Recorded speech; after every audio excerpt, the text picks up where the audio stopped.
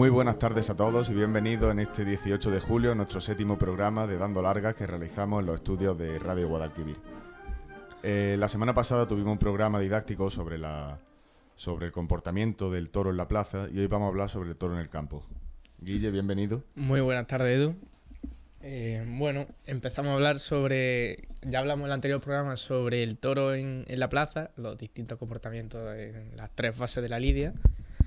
Y hoy pues hemos pensado en hablar sobre el toro en el campo, los tipos de encastes que hay, los tipos de encastes fundacionales y los encastes derivados de esas castas fundacionales. Uh-huh.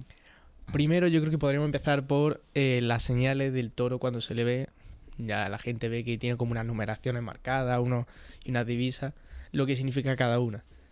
Vale, pues el toro tiene la siguiente numeración. Tiene primero, en el lomo se le marca con el número que se le da a ese toro, que después se anota en los libros ganaderos. Cada toro tiene su número. Luego se anota también el guarismo.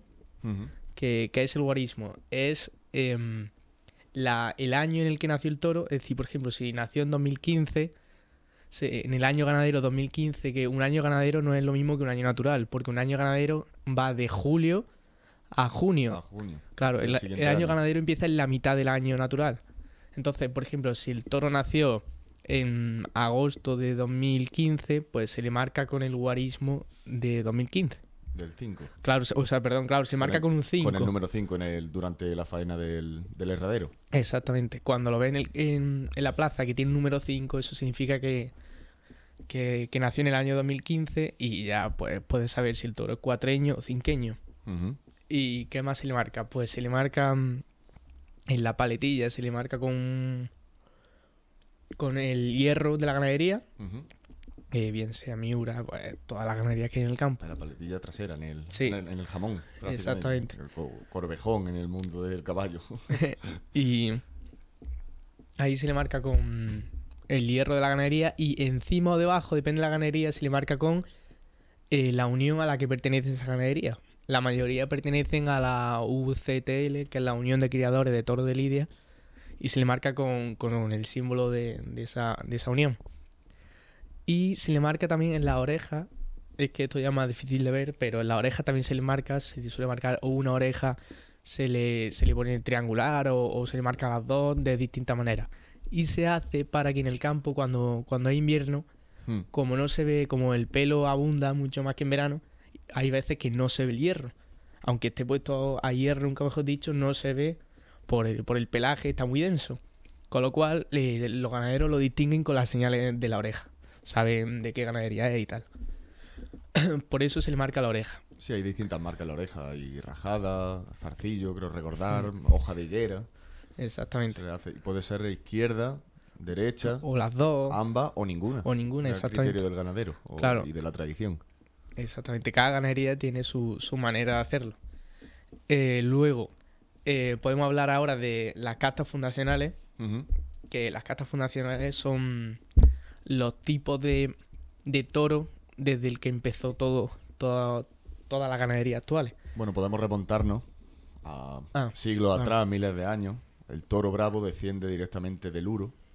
El uro, un animal mitológico sobre el que casi todas las religiones de la cuenca del Mediterráneo, entre ellas las religiones de la península ibérica, de los íberos, eran religiones taurocéntricas. Entonces el toro tenía un culto bastante significativo. Y el toro de aquella época era el uro. El uro se extinguió aproximadamente en el siglo XVIII. Los últimos ejemplares que había salvaje en Europa, quiero recordar que fueron vistos en Alemania, en la conocida Selva Negra. Y a partir de ahí de Baviera, ¿no? Sí, por toda esa zona de Baviera. A partir de ahí se dejó de ver al uro en Europa y se dio por extinto. Pero en los años 60 o 70, creo recordar, en un zoológico belga, cogiendo ejemplares de toro bravo y de otras razas de toro mansas descendientes del uro, se recuperó. Toro muy delgado, con los pitones muy hacia arriba, desarrollados y con cierta bravura. Exactamente, y de ahí deriva las castas fundacionales, que son concretamente 6. Son la casta navarra, la casta gijona, la casta cabrera, la vazqueña, la gallardo y la vista hermosa. O sea, de esas 6 castas derivan todas las ganaderías actuales. Y la gran mayoría derivan de la casta Vistahermosa. El 95%, y me estoy quedando corto, derivan de la casta Vistahermosa. Y vamos a decir por qué. Primero, vamos a hablar de la casta Navarra, que la casta Navarra es una casta, claro, que deriva de la zona de Navarra, vamos, el primer ganadero conocido de casta Navarra se llama Juan Gris, que era un vecino tudelano, que era un comisionado del rey Carlos III. Carlos III el Noble. O sea, te estoy hablando de 1388. Sí, no Carlos III de No, España. claro. Sí, Carlos III el Noble. Carlos III de Navarra. Exactamente. Hay constancia de que en 1388 envió 2 toros a Pamplona para la fiesta que se le celebraron con ocasión de la visita del duque de Borbón. Es decir, que es que ya en 1388 ya estaba la tradición taurómaca, por así decirlo, de eso, del juego con el toro en España. Y estamos hablando de 1388. Y ya existía de antes.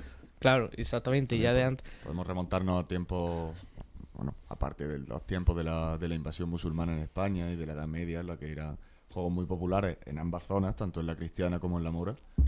Había ya juegos de toros y se seguían manteniendo. Y bueno, si nos remontamos a Roma, en los espectáculos, en los circos romanos, no, en los circos no, en los anfiteatros, había espectáculos de gladiadores entre varias fieras se incluían los toros bravos. Bueno, los toros bravos, el toro que hubiera en esa época que vestía o no vestía, y los mataban un tipo de gladiadores que se dedicaban a lidiar con bestias llamados los veluarios. Y de las castas fundacionales, cada una tiene un tipo morfológico muy definido y de comportamiento también. Pues el toro navarro se caracteriza mucho por ser un toro pequeñito, de pequeño tamaño y de impresionante agresividad. Es decir, era un toro muy chiquitito, pero un toro agresivo como ninguno. En el tercio de vara decían que era la mejor casta, sin duda.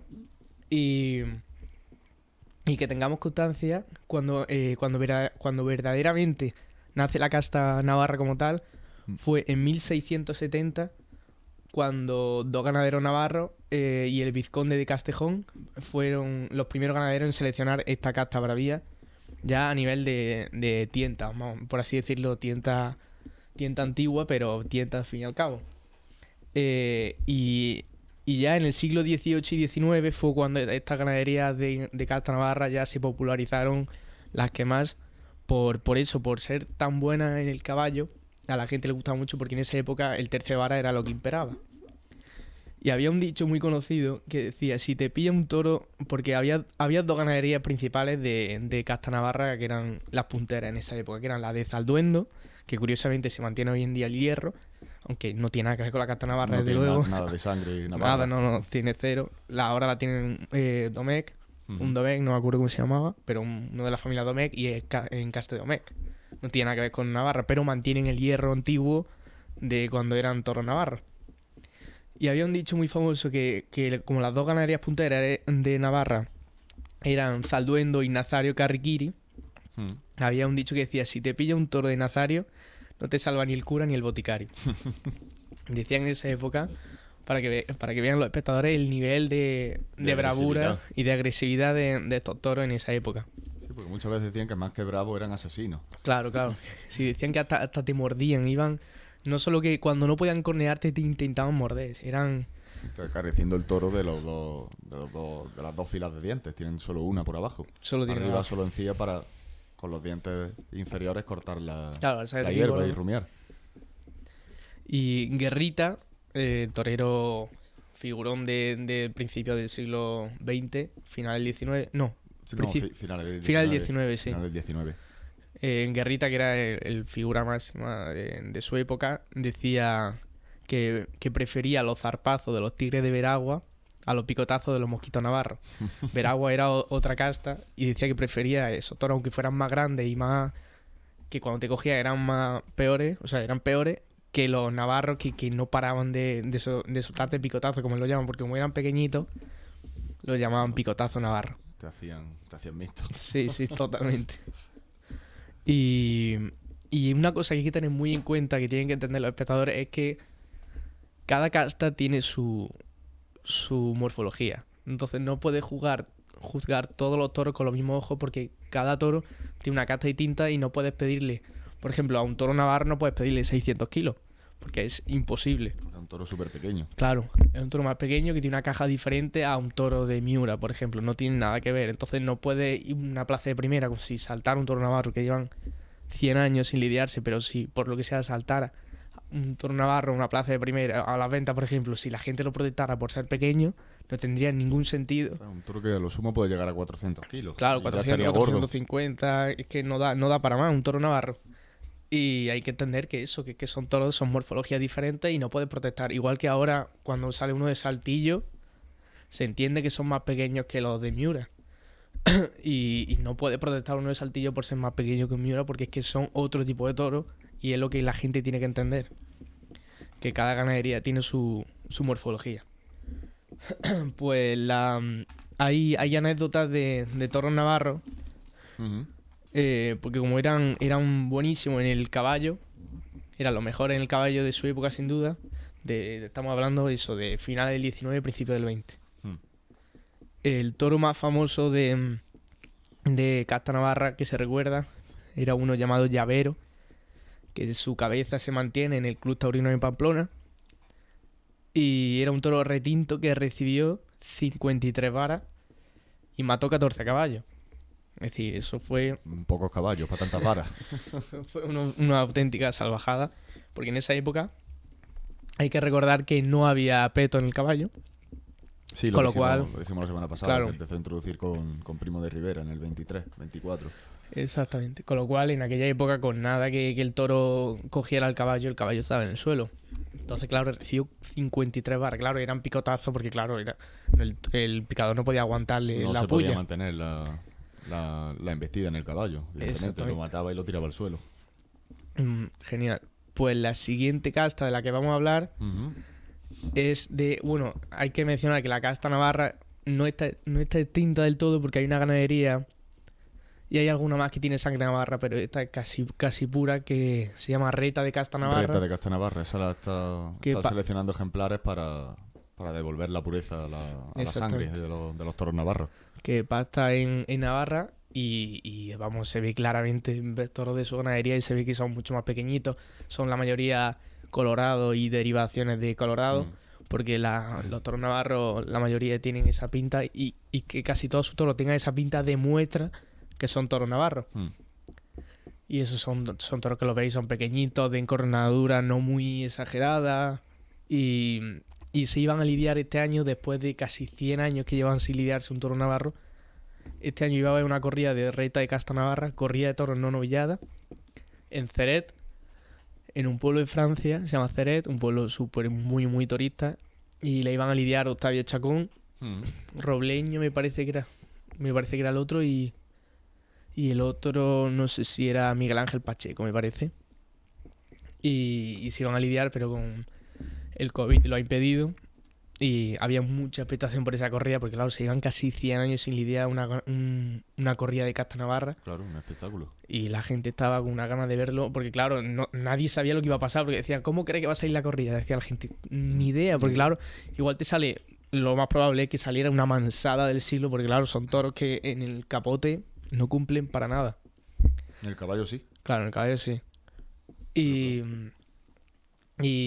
eso, en el caballo se esperaba que dieran juego, pero en el capote se esperaba que eso fuera ilidiable totalmente. Claro. Porque son toros que para el capote y muleta no se han seleccionado. Luego, otra de las castas fundacionales, la casta Navarra, o sea, la casta Cabrera, perdón, que es una casta que viene de Andalucía, Sevilla, y se fundó concretamente en el 1780 en la provincia de Sevilla. Es considerado el primer ganadero de casta Cabrera, José Rafael Cabrera Ponce de León y Luna. Probablemente descendiente de Ponce de León. De los Ponce de León, claro. Y es una ganadería de la cual ha derivado actualmente la ganadería de Miura. Miura deriva directamente de esta casta Cabrera. Y bueno, ya sabemos cómo son los Miura. Toros altos, largos, muy variados de capa. Salen toros de todas las capas distintas. Te salen negros, salineros, Sardo. sardo, Colorados también salen Colorado mucho. también mucho. Se salen casi todas las capas del Campo Bravo te salen los Miura. Y eso ya sabemos cómo son. Son toros muy imprevisibles porque lo mismo te sale un Miura lo más dócil, manso del mundo y más que te sale un toro que te come y no hay manera de torearlo. Sí, Los Miura son... Sobre todo se ven en los Miura en el tercio de banderilla. Al primer par de banderillas vale. El segundo, el reiletero lo pasa mal. Y ya el tercero, o tiene bastante experiencia en poner banderillas, pero el Miura ya sabe perfectamente que se la va a poner. Exactamente. Y claro, y de ahí deriva la casta cabrera. Y estas dos, ya las que estáis viendo que es que hay muy poca ganadería de estos encastes. Hemos mencionado reta de casta navarra, de la casta navarra, y de casta cabrera pues está Miura. Pero es que hay poco más. Porque es que la mayoría de ahora son casta vista hermosa. Y ahora vamos a hablar de la casta gijona, que es una casta que proviene de la meseta central. Y era muy famoso en principios del siglo XX. En principios del siglo XX se solían diferenciar las ganaderías por ganadería andaluza y ganadería de la meseta central, castellanas, que las llamaban. Y los toreros preferían andaluza porque son toros más dóciles, más que se pueden mucho más lidiables en la muleta. Y los toros castellanos eran más duros, más correosos. Más broncos. Exactamente. Y son los que llamaban toros de la tierra. Y de ahí deriva la casta gijona, de los toros de la meseta castellana central. Y... sobre todo de la zona de Salamanca, Ávila. Exactamente. Y... el llamado Campo Charro, que se dice ahora. Actualmente ganadería de esta casta está la ganadería Peñajara, que de hecho se llama ahora Peñajara de Casta Gijona. Y es una ganadería también muy particular, porque claro, son toros que de su casta quedan muy poco. Y son toros que no son como los navarros, que son chiquititos, sino que son más bien grandes, toros grandes, más bien cornalones. Y de comportamiento suelen ser más... En el caballo suelen cumplir, pero en la muleta son más dóciles que los navarros. O sea, es que, pues, yo quiero enseñar a los espectadores que cada casta tiene un comportamiento diferente y único. Por ejemplo, la casta gijona, eso, se caracteriza más por la muleta que por el caballo, aunque el caballo también cumple. Y morfológicamente son toros, como dice aquí el ganadero de casta gijona, se llama José Rufino Martín, le preguntaron, analíceme la morfología de su toro. Dice, ¿cómo se selecciona en la bravura? La morfología no está muy definida. Yo solo pretendo definir la bravura. Es decir, que a este ganadero no le importa la morfología de su toro, no le importa si es grande, si es pequeño, tal. Solo le importa selecciona según la bravura. Y otras castas está la casta... a ver, Cabrera, ya hemos hablado. Sí, casta cabrera, casta gijona, La casta vasqueña. Claro, la casta vasqueña es también esta deriva de la Baja Andalucía y eso es una de las castas fundacionales y ahora mismo representante de la casta vasqueña pues queda Concha y Sierra y Prieto de la Cal. Doña Concha y Sierra, famosísimo a finales del siglo XIX y principios del XX. Sí, la verdad es muy popular en esa época, se lidiaba mucho. Ahora ya está prácticamente no desaparecida porque se mantiene, pero la camada es mucho más corta que antes. Porque no se lidian, las figuras no quieren no la lidiar todo quieren. de Concha y Sierra. Exacto. Y mira que en su época salían muy dóciles y muy manejables la muleta, pero claro, de vez en cuando te salía alguno complicado y las figuras no querían verse en problemas. Toros bastante voluminosos. Sí, los toros de la casta vasqueña son más bien grandes, también desarrollados de pitones, variados de capa, aunque salen muchos también, por ejemplo, en Prieto de la Cal la mayoría son melocotones, albaíos. Son toros muy claros de pinta. Jabonero sucio, sí. Salen la gran mayoría, aunque le sale algún negro de repente, pero la mayoría son eso. Jabonero y derivaciones de jabonero. Y una entrevista al ganadero de Prieto de la Cal, ganadero totalmente particular, que no tiene nada que ver con el resto de ganaderos. Don Tomás, ¿no? Don Tomás Prieto de la Cal, sí. Que tiene sus opiniones muy claras y muy diferentes al resto. Él habla de que para él, por ejemplo, respecto a la funda de los pitones, él dice que, un tema que ahora comentaremos,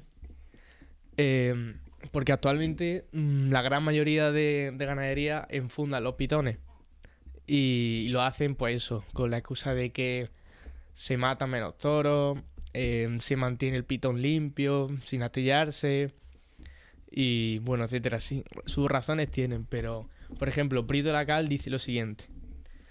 Dicen, deme su opinión sobre la funda de los pitones. Y dice don Tomás, absolutamente contrario por muchos motivos. En primer lugar, porque la imagen del toro es pésima.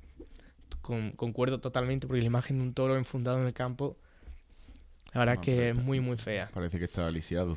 Sí, totalmente en la con escayola. Lo que más impone precisamente el toro, que son los pitones, y los enfunda, pues que da casi pena. Y dice, en segundo lugar, porque el toro es un animal salvaje y pienso que un animal salvaje no se le debe manipular, salvo en caso de extrema necesidad como enfermedad, cornada, etc. En tercer lugar, el motivo económico que grimen algunos ganaderos de que se pegan menos y no se estropean los pitones. Soy contrario a que la economía vaya por delante de lo que es nuestra profesión, de lo que es el romanticismo y el toro en el campo. Yo, que vivo en La Ruiza, que es la finca de su ganadería Prieto de la Cal, sería incapaz de dar una vuelta como lo hago todos los días y ver a mi toro con una funda. Es una imagen pésima en una época en la que la imagen del toro debería ser precisamente óptima.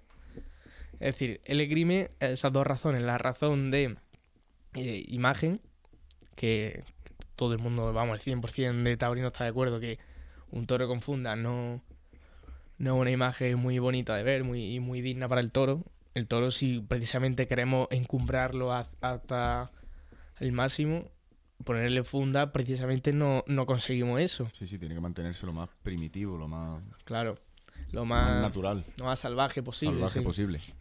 Y claro, cuando tú manipulas mucho al toro, cuando tú le pones funda, lo tienes que meter en el mueco.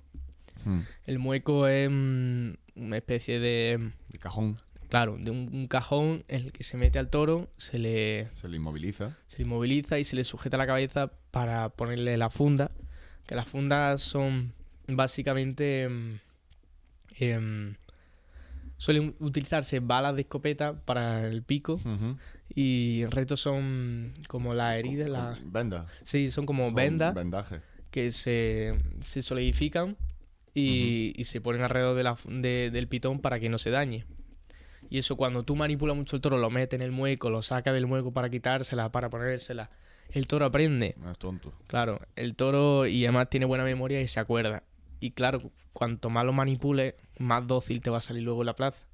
Porque ahí se ve sometido, y al verse sometido ve que alguien le está pudiendo y él no puede hacer nada, y el toro pierde bravura y pierde salvajismo. Además que hay que cambiarle la funda cada cierto tiempo. Claro, muchas veces se la estropean de rascar en los árboles. Se la estropean, se crece el pitón y no coge la horma, se le quedan pequeñas, hay que cambiársela por una funda más grande.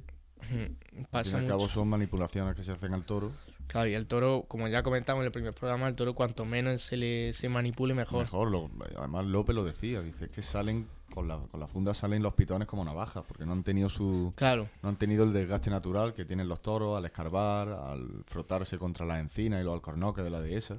Claro, ahora como se piden... Y pierden distancia, porque el casquillo que se les pone alarga el pitón unos centímetros. Exacto. 10, 15 centímetros.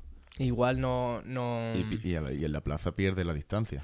No está acostumbrado. Y además se nota, hay veces que no entran a los burladeros, no llegan a... No llegan a rematar bien. No llegan a rematar los burladeros y se comenta que puede ser uno de los motivos por el tema de la funda. Y le preguntan también porque en este libro se hablan de todas las castas que hay en el Campo Bravo y es un libro de un veterinario. El libro, claro, recomiéndalo. Se llama El Toro Bravo, Ganadería Mítica, de José Luis Prieto Garrido, un veterinario taurino muy conocido que tiene muchos libros sobre el tema y vamos, un apasionado del mundo del toro como ninguno. Y claro, en este libro te habla de todas las castas fundacionales y luego de sus derivaciones de encaste. Y de cada casta y encaste te habla de su ganadero, de un ganadero de esa casta, y lo entrevista y le hace varias preguntas. Le hace siempre las mismas preguntas a todos los ganaderos para que veamos las diferentes opiniones. La comparación entre uno y otro. Y a don Tomás le pregunta también, ¿qué es para usted la bravura? Recordemos que es el ganadero de Prieto de la Cal de la casta vazqueña. Dice, ¿piensa que el toro de antes era más bravo que el actual? Y dice don Tomás, sin duda alguna sí. La bravura conlleva una serie de características, no es únicamente el que cuando lo llaman vaya. Debe ir alegre, tener fuerza. Un toro bravo que no tiene fuerza no se le puede considerar como tal. Tiene que tener, además de esa fuerza, poder, casta, alegría, raza. Toda esa serie de cualidades lleva a la bravura.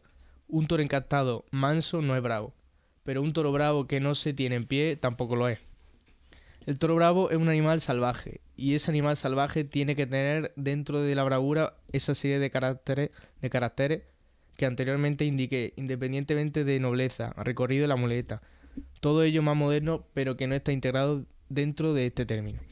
Es decir, que él busca eso, un toro que le ponga la cosa difícil al torero, que venda cara a su vida y que no se deje torear tan fácilmente, pero que a la vez sea un toro boyante y que vaya al caballo y a la muleta y que rinda. No le gusta el toro que se para, lo dice él.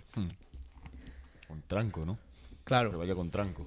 Exactamente, que haya emoción, que cuando vean en cada embestida haya ese esa tensión en el público, que no sea aburrido cada pase, vea que no hay peligro ninguno, que va, no para de ir, pero como un bobalicón. Repetitivo, insulsos muchas veces. Exactamente, él no busca eso, sino busca una bravura difícil, por así llamarlo. Luego, otra casta fundacional, recordemos que llevamos de castas fundacionales Navarra, Vazqueña, Gijona. Cabrera todavía no hemos hablado, hablamos ahora. Y Gallardo toca ahora. La casta Gallardo, que la ganadería prototipo de esta casta actualmente es la ganadería de Partido de Resina. Antes Palo Romero. Y bueno, que hablar de este que tipo por de cierto, hace unos días, esta pasada semana, falleció doña Ana Romero, sí, la propietaria y dueña de la ganadería de Pablo Ana Romero, antiguo Partido de Resina. Y bueno, desde aquí nuestra condolencia a la familia. Transmitimos nuestras condolencias a la familia llegado. Vale, la ganadería de Casta Gallardo son toros muy grandes, son toros que tienen un trapío impresionante, alto, largo y con encornadura de estas bastante destacable. Y actualmente son toros que vienen también de las marismas de Cádiz, de la zona sur de Andalucía, y también provienen del siglo XVIII, de finales del XVIII, de José Cabrera. Y actualmente la ganadería prototipo es la ganadería de Pablo Romero, ahora Partido de Resina, antes Pablo Romero, y esos le llaman los toros guapos porque son los toros de más presencia que hay ahora mismo en el Campo Bravo. Precisamente por eso, por ser toro alto, largo y con un trapío imponente, ¿no? Lo ves y solo hay que ver, invito a los espectadores que busquen, que googleen pongan toro Partido de Resina y es que se ven como son toros y además es que lo ves y son inconfundibles. Tú ves un toro de Partido de Resina y sabes perfectamente que es de Partido de Resina por ese trapío tan imponente que tienen, esos pitones, esa caja también que tiene los riñones de atrás muy desarrollados, la caja trasera. Que además, una curiosidad es que los toreros casi temen más que tenga un tercio trasero del toro, es decir, la zona de la pata trasera, la zona de los riñones y tal, muy desarrollado, le temen más a eso a que tenga los pitones desarrollados.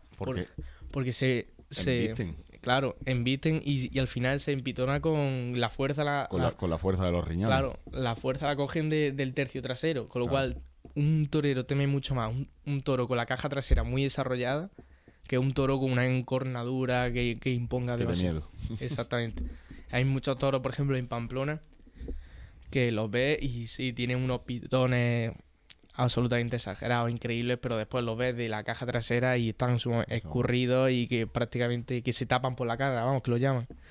Cuando dicen este toro se tapa por la cara, quiere decir eso, que los pitones los tiene muy desarrollados, pero después le mira el tercio trasero del toro y vamos... En clinque. Exactamente, parece casi una raspa.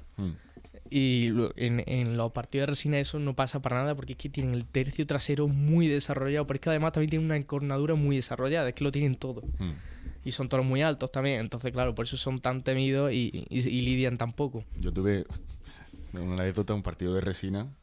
Yo tuve un toro de Pablo Romero, como estamos tú y yo ahora mismo, Sí. pero estaba disecado.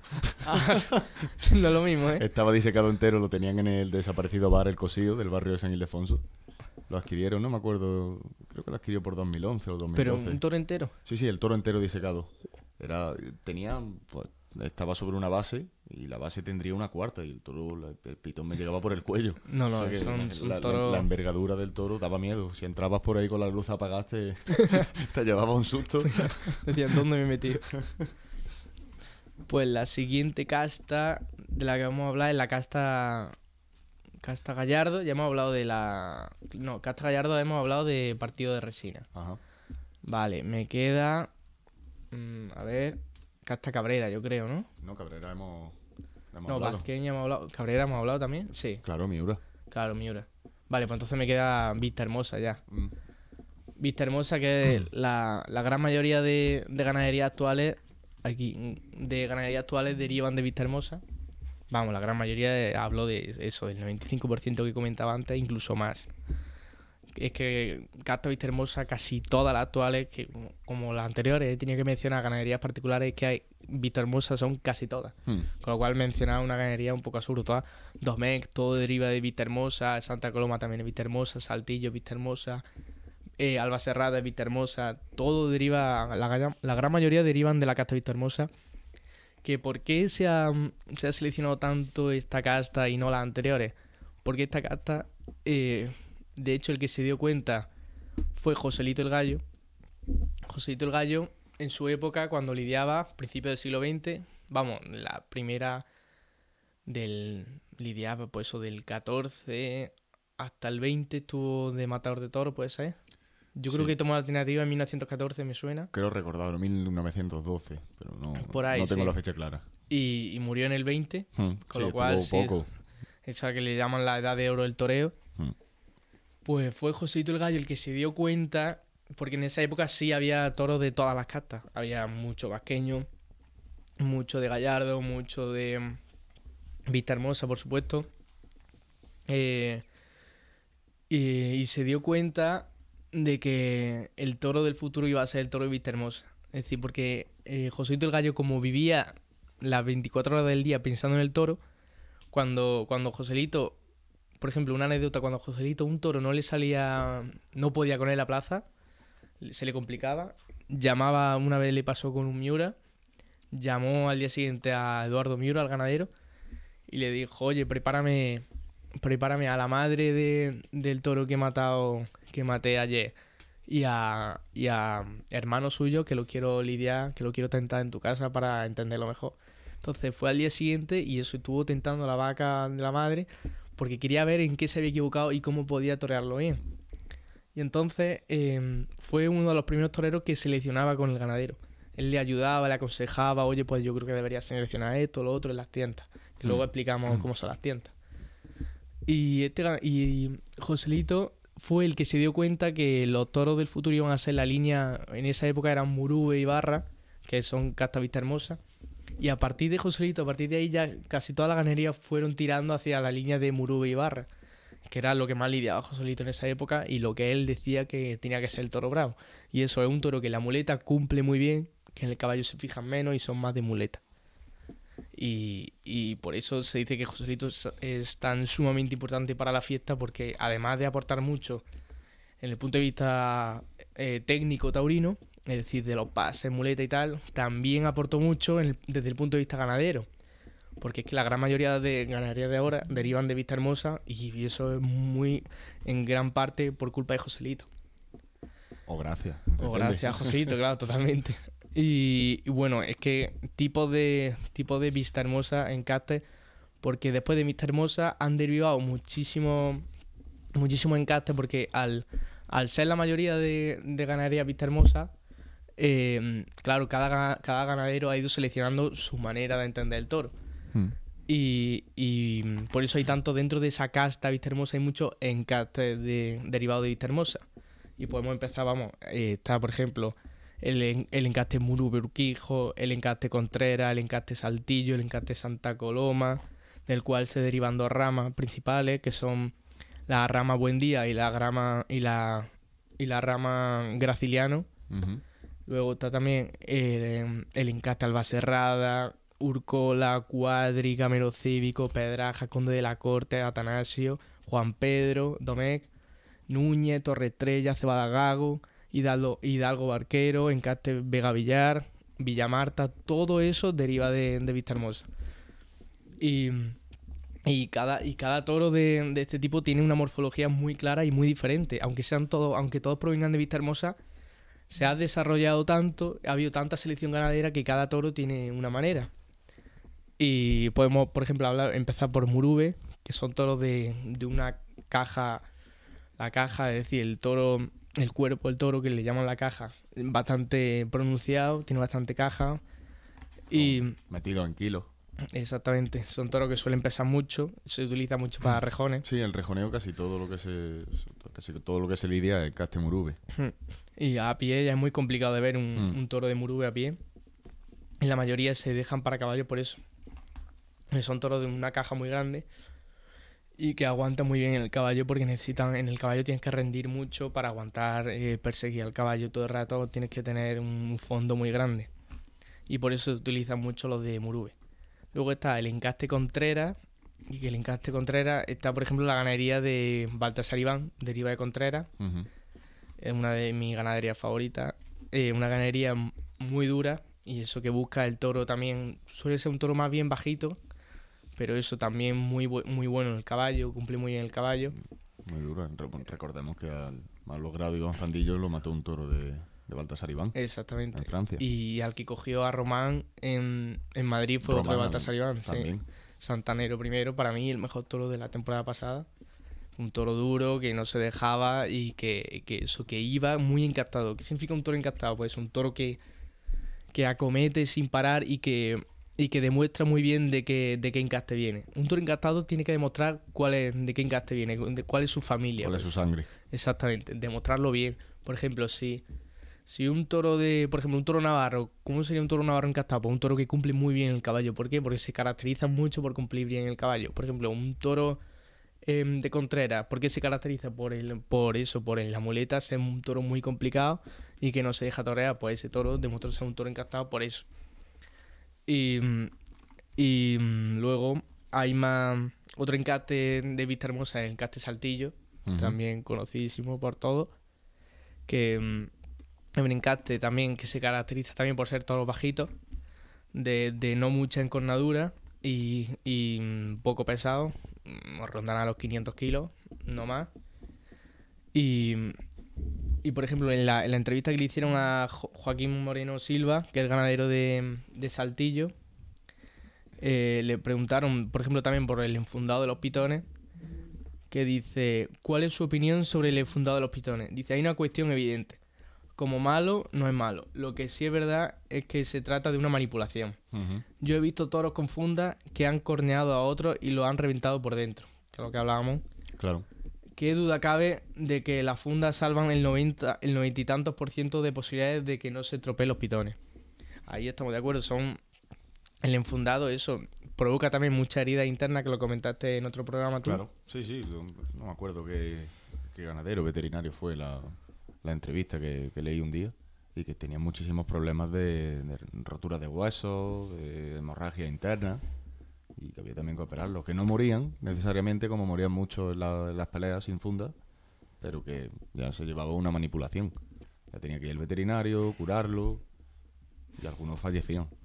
Exactamente, las cornadas no son tan visibles, son más internas. Sí. Los pitones, verdad, que los mantiene eso impecables, impolutos, pero claro, es que pierde salvajismo, pierde lo que viene siendo la esencia del toro.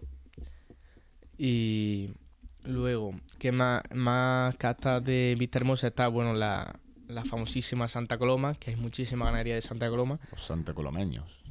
Sí, y son toros, eso también son toros bajitos. Y estos sí son más desarrollados de pitones y son toros también muy agresivos, suelen ser agresivos, difíciles de torear y suelen ser muy buenos en el caballo.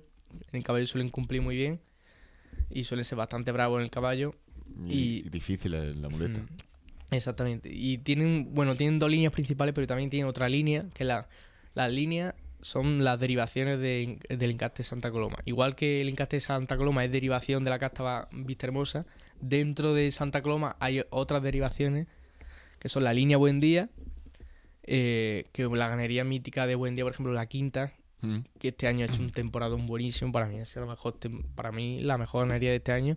Ha cumplido, vamos, la gran mayoría de corridas salían muy buenas, y toros difíciles, correosos, que no se dejaban, que le ponían las cosas difíciles al torero, y vamos, se han llevado un montón de premios a mejor toro de la feria, por eso, porque es que han sido toros muy buenos. En Madrid, la correa concurso que hubo en octubre, hubo un toro de la Quinta que le tocó creo que fue a Robleño, y un pedazo de toro enorme para ser un Santa Coloma, era un toro muy grande, y Robleño se puso delante muy bien, un toro muy difícil de hecho, y ganó la concurso de Madrid. Muy bueno en el caballo, porque los Santa Coloma suelen ser buenos en el caballo, y eso se caracterizan por eso, por ser bueno en el caballo, complicado en la muleta. Y eso sí, el toro bueno de Santa Coloma suele humillar mucho, igual que el de Saltillo. Una de las características de Saltillo es que la humillación es muy buena. Cuando sale un toro bueno de Saltillo, humilla muy, con la cara muy abajo. Y ¿qué más de Santa Coloma? Pues eso, la otra línea es Graciliano. Está la línea Buen Día, que le he dicho, la ganadería de la Quinta. Luego la línea Graciliano, que son toros más complicados. Graciliano tiene más ese picante que a Buen Día un poco le falta. Graciliano tiene más picante, por ejemplo, línea Graciliano está Juan Luis Fraile, una ganadería también salmantina, me parece, muy buena, y también que salen toros muy complicados, pero son toros más bajitos, más pequeñitos que los Buen Día. Los Buen Día son algo más grandes, y por ejemplo, Buen Día, hubo una corrida de Rehuelga en Madrid en 2017, me parece, que salió un corridón enorme, no sé si te acuerdas. Rehuelga, sí, lo recuerdo. De un toro que se llama Liebre, ¿te suena? Un toro de que pesó 600 y pico kilos. Sí, una 650, creo. 650 o 640, por ahí. 647 me suena. Pero un toro enorme. Para ser Buen Día, para ser Santa Coloma, la gente decía, pues esto no va a investir, es demasiado grande, se han pasado de kilos. Pues el toro invirtió como ninguno en el caballo, se comía el caballo, vamos, en la muleta también no paraba. Fue un toro, vamos, impresionante de vuelta a ruedo, y de hecho le dieron la vuelta a ruedo, me parece. Sí. Y eso, y era Santa Coloma, por eso es que esto tiene sus particularidades, que aunque el prototipo de toro sea bajito, ese toro salió muy grande y muy pesado, y cumplió como ninguno, vamos. Y luego, ¿qué más hay? Está también en la entrevista de la ganadería de la Quinta, que de Álvaro Martínez Conradi, le preguntan también por la funda de los pitones, y él dice lo siguiente. Dice, deme su opinión sobre la funda de los pitones. Y dice Conradi, las exigencias que están demandando la plaza de toros en la actualidad son enormes. Necesitamos un toro muy fino para que se pueda lidiar. Si no, se rechaza los reconocimientos. Hay toros que de forma natural tienen la conformación córnea que presentan, pero sin embargo parecen estar arreglados y sería causa de rechazo en la plaza. El motivo fundamental es el roce con el consiguiente desgaste que se producen contra el suelo, el pienso, la piedra o los propios árboles. Un toro para el año siguiente se mete en pienso en agosto o septiembre. Cuando llega el mes de abril ha perdido bastante sustancia de pitón en el campo. Las fundas evitan cornadas y el deterioro de los pitones. Nosotros enfundamos a aquellos animales que muestran una tendencia a dar más en el suelo, pero no lo hacemos en el cajón, sino que lo dormimos en el campo. El toro de Santa Coloma resulta complicado y peligroso meterlo en el mueco. Porque otra de las características de Santa Coloma es que son muy difíciles de manejar en el campo. Los vaqueros tienen que pelearse mucho con ellos porque son toros que no se dejan ni eso, ni manejar en el campo, porque son muy difíciles. Y eso, y él dice que en vez de meterlo en el mueco, como hemos hablado antes, él prefiere dormirlo. O sea, la anestesia, el toro no tiene recuerdo ninguno. Claro, la anestesia, lo duerme, le pone la funda y se vuelve a despertar y se despierta con la funda puesta. Y eso, dice que solo enfunda los pitones que ve, o sea, los toros que ve que cargan mucho en el suelo, los árboles, para que no se astillen, porque como son, y lo que dice tiene razón, que la plaza ahora, sobre todo las de primera, evidentemente las ventas son tan sumamente exigentes con el tema de que el toro tiene que estar perfecto, impoluto, que como tenga el pitón un poquillo desgastado o un poquito tal, no lo aprueban, porque dicen que una posible manipulación y tal. Y ya como no tenga el pitón perfecto al 100%, vamos, con una espada, una aguja, No pasa el control veterinario. no pasa el control veterinario, y por eso muchas veces se ven obligados a enfundar toros. O sea, lo que viene siendo enfundar, estoy de acuerdo en que no se debería enfundar el 100% ni de broma, que hay muchas ganaderías que lo enfundan todo. Sí entiendo que hay toros que salen tan difíciles y tan complicado porque escarban todo, porque se pelean mucho, porque se fastidian los pitones. Sí, que es necesario muchas Que hay veces. toros que, claro, que hay irremediable prácticamente, Claro. que o lo enfunda o sabe que se te va a matar o se va a partir un pitón y no va a poder lidiarlo. Y a lo mejor un toro que viene de una reata muy buena, que tiene buen trapillo, que tú lo quieres llevar a Madrid y tal, lo tiene apartado para Madrid, y dices, ¿qué hago? ¿Lo dejo sin enfundar y para que se me fastidie y no lo puedo llevar ya a Madrid, tengo que Claro. buscarme a otro? Entonces, claro, hay muchas veces que se ven obligados a enfundarlo. Vamos, que para casos particulares, enfundar me parece aceptable, aunque no me guste, evidentemente, pero me parece que hay muchas veces que es necesario. Miura, por ejemplo, también enfunda solo toros que lo mismo, que ve que escarban mucho y que son complicados, los enfunda. Pero la gran mayoría no. Mm. Y Victorino Martín, que el padre se negaba a enfundar, también enfunda, el hijo. Pero unos pocos. Exactamente, pero solo los que ve también qué tal. Pero no por sistema, como otros ganaderos, como Juan Pedro Domecq, Fuente Imbro, que fue el que creó todo el tema de la funda, que eso enfundan todos los toros.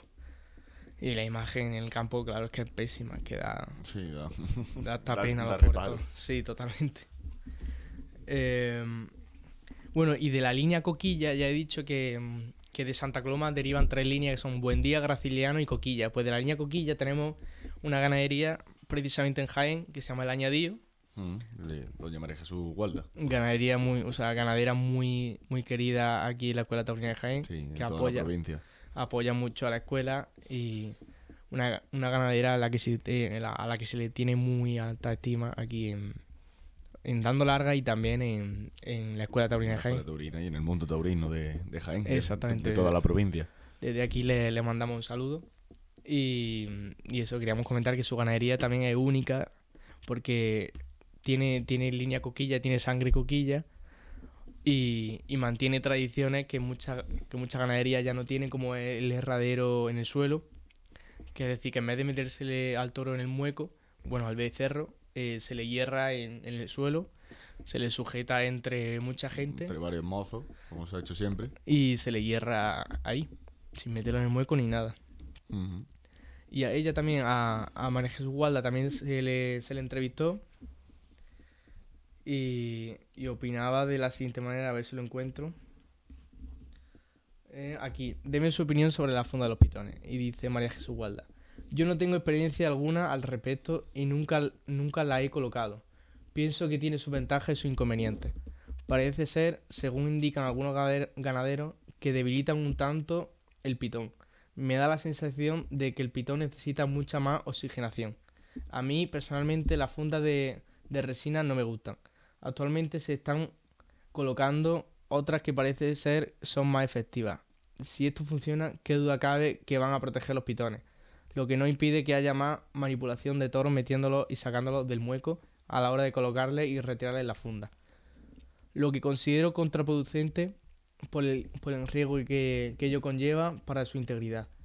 Por otro lado, yo lidio en plazas pequeñas, no tengo la presión de que se pidan esas caras que se piden en otras plazas, lo que significa que si así fuera, posiblemente me tendría que plantear a enfundarlo.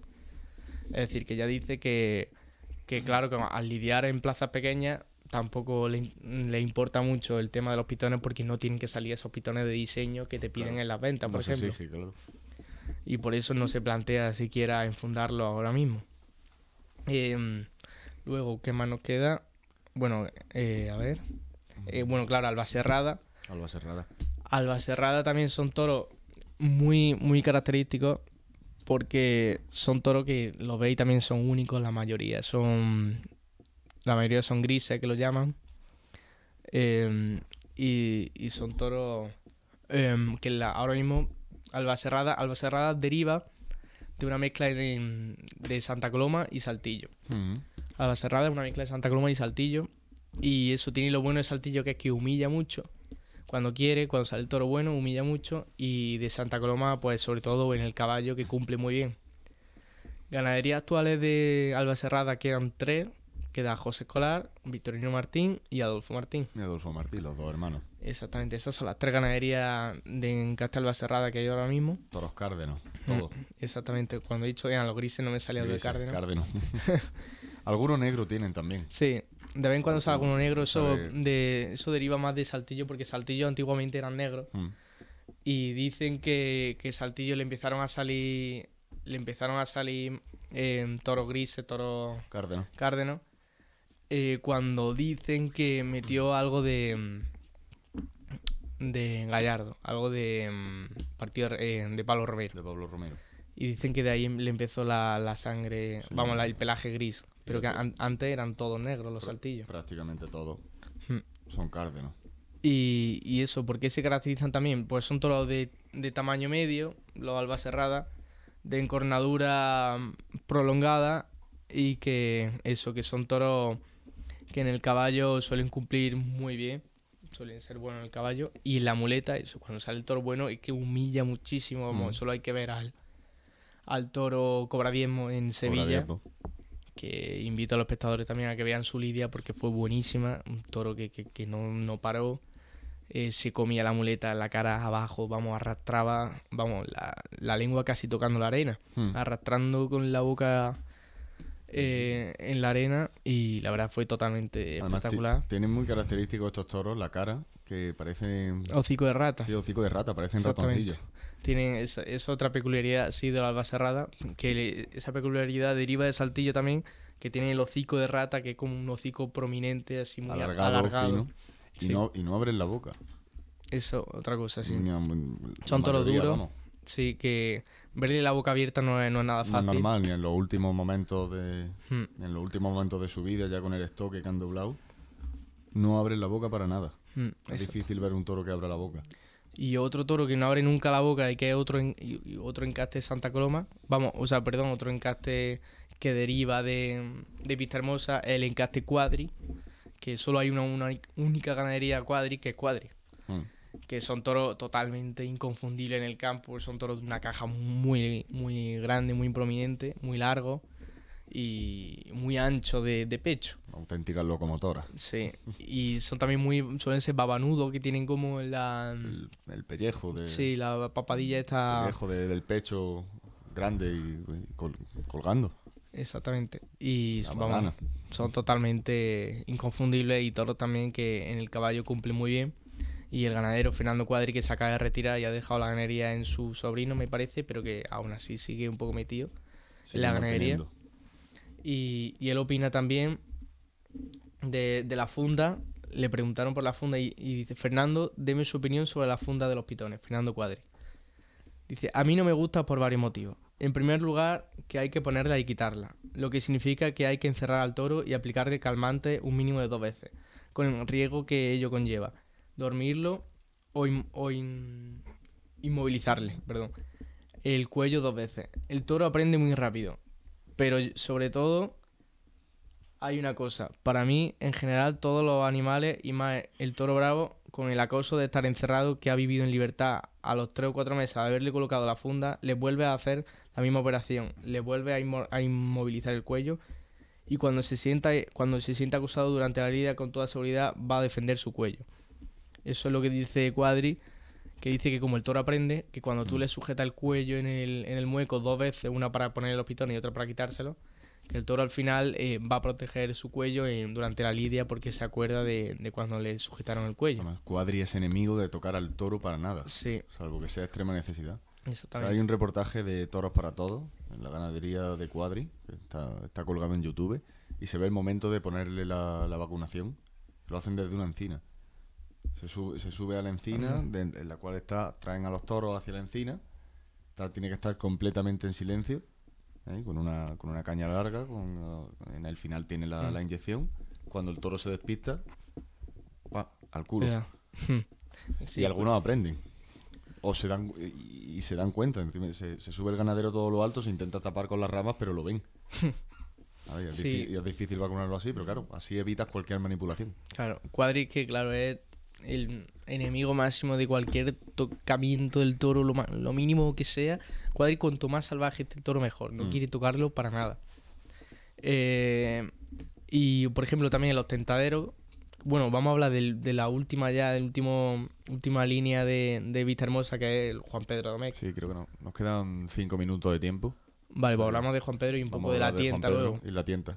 Juan Pedro, eso, pues son la gran mayoría de ganaderías actuales derivan de Juan Pedro, de Domecq, y son, vamos, de Vista Hermosa, el 80% de Vista Hermosa deriva de Domecq, las actuales.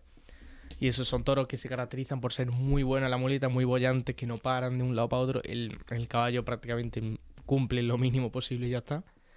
Y eso de tamaño, pues también son toros de tamaño normal, mediano, y pitones también medianos. No se caracterizan ni por ser grandes ni pequeños. Y ahora podemos hablar de la tienta, que es cómo se selecciona el toro, cómo se selecciona la bravura del toro. Pues principalmente es por la madre. Que como hemos hablado antes, el toro en la plaza, el nombre suele derivar del nombre de la madre. Claro. Por ejemplo, si la madre se llama